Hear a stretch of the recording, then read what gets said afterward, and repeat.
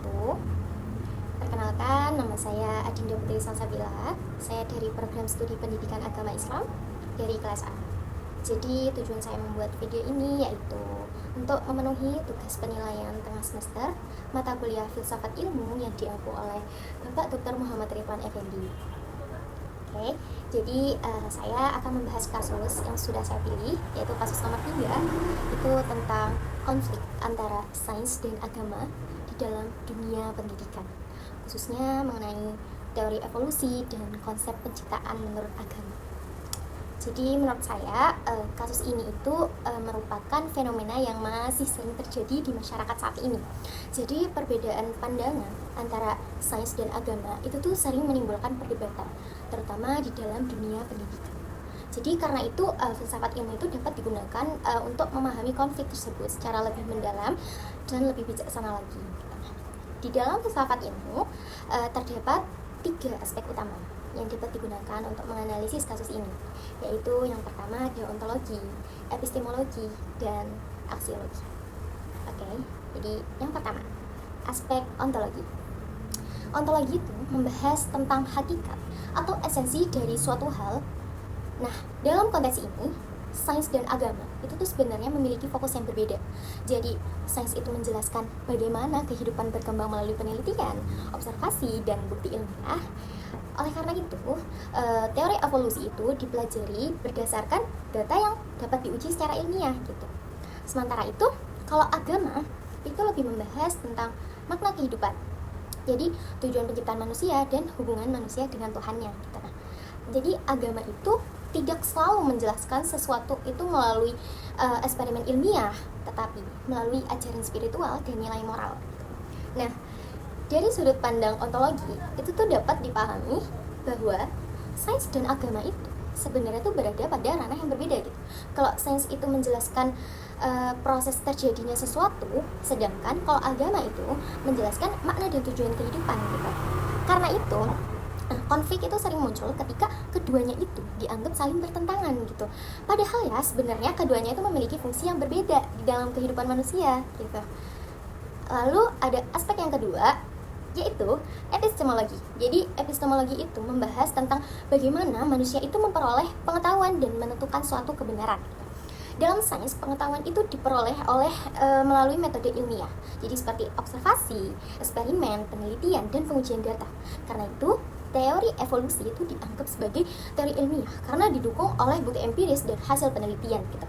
Sedangkan kalau di dalam agama, sumber pengetahuan itu berasal dari wahyu, kitab suci, dan ajaran Tuhan yang diyakini kebenarannya oleh umat beragama.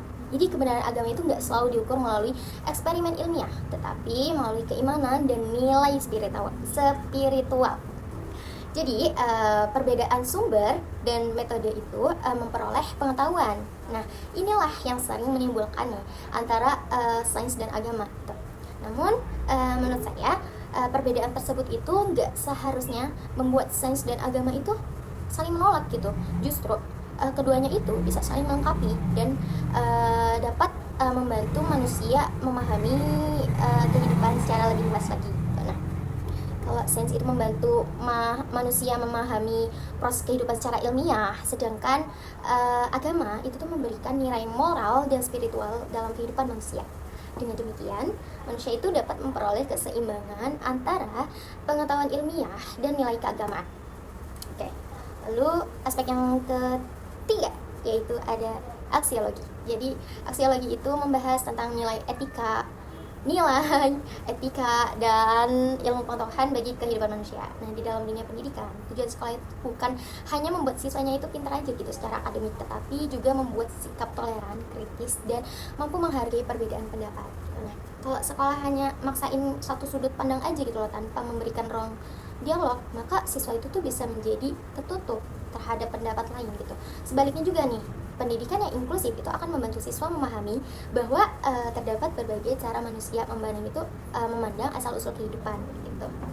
Nah, selain itu juga guru juga memiliki peran penting gitu dalam menciptakan suasana belajar yang terbuka dan saling menghormati gitu. Jadi guru tuh nggak seharusnya maksain gitu loh keyakinan tertentu kepada siswa, tetapi guru itu harus membantu siswa berpikir kritis sekaligus tetap memiliki niat moral dan spiritual gitu. Jadi menurut saya pendekatan yang lebih inklusif itu adalah tetap mengajarkan teori evolusi dalam pelajaran sains gitu. Karena teori tersebut itu merupakan bagian dari ilmu pengetahuan dan kurikulum ilmiah gitu. Namun sekolah itu juga perlu memberikan ruang gitu untuk membahas pandangan agama melalui pelajaran agama gitu atau forum diskusi yang sesuai gitu. Nah, dengan cara-cara tersebut gitu, siswa itu dapat memahami bahwa pendekatan ilmiah dan pendekatan keagamaan itu memiliki perbedaan gitu. Tetapi tidak harus dipertentangkan gitu loh secara berlebihan. Nah, selain itu juga penting juga nih bagi sekolah untuk membangun budaya diskusi yang sehat agar siswa itu terbiasa mendengarkan pendapat yang berbeda tanpa saling merendahkan gitu. Nah, dari pembahasan ini dapat disimpulkan bahwa filsafat ilmu itu membantu mahasiswa memahami hubungan antara sains dan agama secara lebih bijaksana. Jadi konflik antara teori evolusi dan keyakinan agama itu sebenarnya itu muncul karena adanya perbedaan cara memperoleh dan memahami kebenaran gitu. Nah, kalau yang tadi nih, sains itu berfokus pada fakta empiris dan metode ilmiah, sedangkan kalau agama itu berfokus kepada nilai spiritual dan makna kehidupan gitu. Oleh karena itu, pendekatan pendidikan yang inklusif itu menjadi solusi yang lebih tepat agar siswa itu dapat memahami ilmu pengetahuan sekaligus tetap menghargai nilai keagamaan gitu. Jadi sekian yang dapat saya sampaikan.